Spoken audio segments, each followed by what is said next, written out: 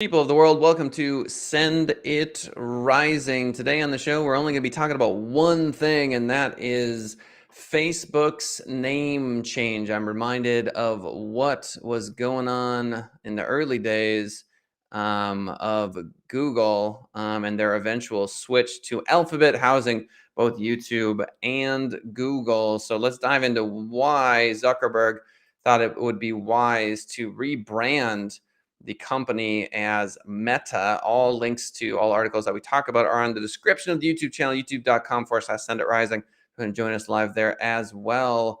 So a social technology company, this is from about.fb.com. Today at Connect 2021, CEO Mark Zuckerberg introduced Meta, which brings together our apps and technologies under one new company brand. Meta's focus will be to bring the metaverse to life and help people connect, find communities, and grow businesses. Now, there are a couple of meanings of the word meta. So there are meta descriptions, for example, and those are used in SEO, and they define something that's sort of like outside of it or referring to itself. We've all heard this before, this idea of it being meta, but there's also something in Buddhism where it refers to loving kindness. I believe that's with two T's. Meta meditation is a type of Buddhist meditation in Pali, a language that's closely related to Sanskrit and spoken in northern India. Metta with two T's means positive energy and kindness towards other. The practice is also known as loving kindness meditation. So it kind of plays in that space as well. Ultimately, when Google housed YouTube under the company name Alphabet, nobody really talks about Alphabet. It's not really a thing. And so I'm not sure how big of a deal this rebranding ultimately is going to be. But for Facebook, at least, it speaks to this notion that they want an immersive virtual reality experience. So, according to Zuckerberg, the metaverse is going to feel like a hybrid of online social experiences expanded sometimes into three dimensions and projected into the physical world. You can share these immersive experiences with other people, even when you can't be together. I mean, it's just a video game. And for anyone that's been interested in sci-fi like me my whole life, this is not some sort of impossible to imagine technology. You can easily understand in an education context what this would look like. You can see in dating. You want to date virtually? This could definitely be a very interesting sort of thing to do. I mean, even on dating apps nowadays, it asks you, do you want a video call? Do you want to do a date night? And you hop into these sorts of things pretty quickly. So according to this article, this year's virtual event explored what experiences in the metaverse could feel like over the next decade: social connection to entertainment, gaming, fitness, work, education, and commerce. Let's take those one by one. So social connection, already on Zoom, if you click on preferences and you go down, you'll see this little sliding scale. And what this allows you to do is change your appearance. It's literally a sliding scale that will get rid of wrinkles. And it's some algorithm that allows you to make you look younger, I think is the general idea. And so in today's culture, in conferences, we already have that, which is absolutely wild to me. And yet there it is. So in regards to social connection, we're already in a space where you don't know if the video you're looking at is, the video you are looking at is that actual person and how they actually look. And so it's only going to get wilder from here. In regards to entertainment, all of the games that you've played your entire life, just imagine them in a 3D immersive environment. They will replay all of these stories. It's very Jungian. I don't know if you've ever followed Carl Jung and his notion of archetypes, but the hero's journey, for example, take The Legend of Zelda, a very popular franchise with Nintendo. And there definitely is going to be a full-on metaverse Legend of Zelda experience. Question is, can Switch, can Nintendo, can PlayStation, can they get there fast enough to rival what Zuckerberg and Facebook is capable of doing? Everyone is going to be running to get as much of this virtual attention as possible. In regards to fitness, I mean, the best fitness trainer in the world can be right there in front of you as you do the work. They can be, an AI can be programmed to tell you what you should be doing, shouldn't be doing. heart rates, just a million different things. So fascinating stuff there. In regards to work, there's a lot of these betas out there that are pretty terrible. There's some nightmarish workspace Facebook beta that came out that I am not a fan of. It's basically legless avatars that blink and have nothing to do with your blinking. So their eyes are blinking and you're not. And so you could literally just sit there with your eyes closed and attend this meeting. And ultimately, that's silly to me. So there's going to be a lot of clunkiness as we move into this space. But from an education perspective, as a former teacher, I think that the education system is just, oh, it's so rough. It just reminds me of kind of cavemen, and women etching onto the rocks. There's so much more we can do with technology to improve education, um, mostly in what's referred to as scaffolding, which is the teacher's ability to take someone at the top of the class and at the bottom of the class and teach them both something at the same time, which is impossible in most cases. What technology will allow us to do is to have the student who is on calculus in fifth grade do calculus, while the student who is on basic math in fifth grade do basic math. So really getting them at their level. This homogeneous sort of environment in education has got to go. And then finally, commerce. I mean, just walking around the metaverse, it's the rich are going to be in adless environments. So if you've got the money, you're not going to be inundated by a million different ads, whereas the poor are going to just be living in a completely inundated ad kind of world, and you'll be getting like a fraction of a bitcoin when you allow ads to be served to you. And so that's going to bring up a whole social dynamic that's going to be totally wild. So Facebook also announced new tools to help people build for the metaverse, including Presence Platform. So it's a mixed reality experience on Quest 2. They invested $150 million into training the next generation of creators for this immersive learning. Wow. So you can watch the full Connect keynote and learn more about all that stuff at meta.com if you are interested. Zuckerberg went on to say that the corporate structure isn't changing, but how they're reporting on financials will change. Let's take a look at another article here, CNN.com, how the internet reacted. So, quote, the only meta we acknowledge, tweeted writer Mitchell Clark, who posted a picture of former NBA player Meta World Peace. That's pretty funny. Meta is short for, oh no, I'm not going to go into all that. Basically, this concept that I'm talking about in this moment only goes to show that I don't think it's going anywhere. Just like Google's rebrand to Alphabet didn't go anywhere. The real question is how many dollars are they going to pour in? As I mentioned in a previous episode, they committed to hiring 10,000 people in Eastern Europe, they being Facebook, to build this metaverse. And I mean, a huge investment. There's a lot of companies that get there first, and ultimately they do not take all of the market like they wish they would. Will that be the case with Facebook? I don't know, because they have serious competitors. You have to understand that Switch, Nintendo, PlayStation, Sony, a lot of these major players in the gaming industry have been thinking about this for years and years and years. It's not as if this concept of a virtual environment world is not new to them. I mean, they've literally been building these consoles. It's interesting that Facebook thinks that they are the ones that are going to step in and do this, but just imagine the talent at Nintendo. World of Warcraft is a good example. I mean, these are already built out, fleshed out worlds.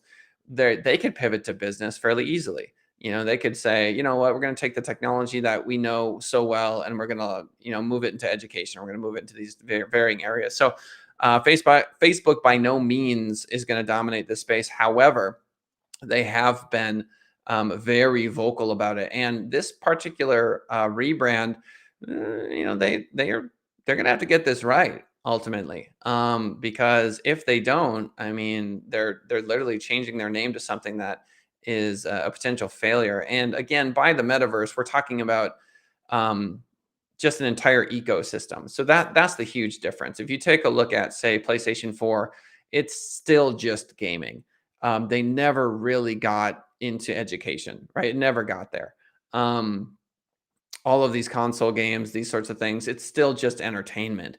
And so, what we're trying to do here, obviously, or what Facebook's attempting to do, is to merge the worlds of education, gaming, finance, the whole nine, into one sort of ecosystem. And if they do that successfully, I mean, they basically will own a nation that is, I mean, politicians, rule makers, they're going to be able to get in there and throw their opinion around. But ultimately, we're talking about the creation of an entirely new culture.